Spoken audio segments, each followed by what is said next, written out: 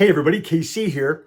So earlier this week, we had an email from a reader who basically responded to last week's panel discussion from the Western Michigan University Food Industry Conference by saying, and I quote, "What a diverse group of middle-aged and up white men. Look, I'm not Mr. Diversity and I happen to be a middle-aged white man.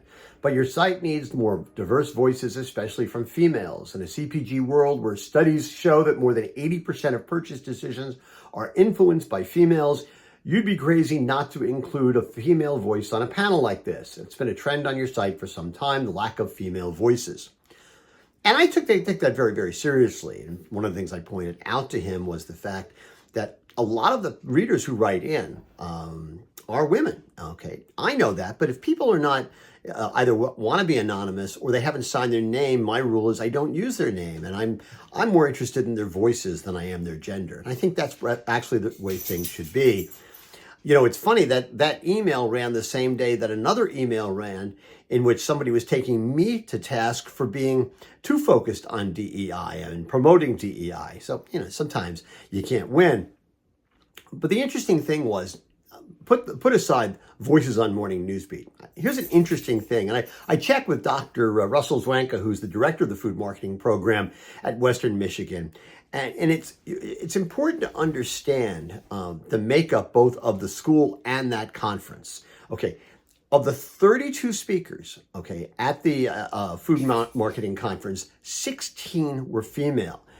If you add the student speakers, 29 out of 55 total speakers were female.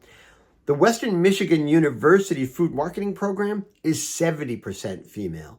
And during the conference itself, there were, in addition to being lots of women on the stage, there were a lot of panels that were just women, okay? Yes, we were all old white guys, okay? But the content was pretty much determined, and then they found people who would fit the content, not the other way around. And this is important on lots of levels. First of all, I think it's enormously encouraging that 70% of the students in the Western Michigan program are female.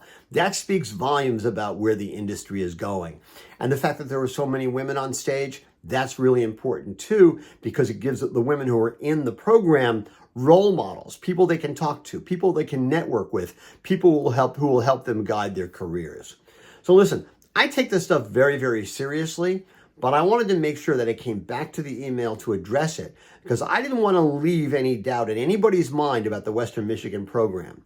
It is a great program and there's a lot of female representation, but that's because that's the people who want to be in the program, and the fact that, you know, their interests are matching and their passions are matching up with what the school offers. This isn't DEI. This isn't any kind of, you know, program that's just designed to bring in women. There's a natural thing happening here. They're conscious of it. They're aware of it. They're happy about it.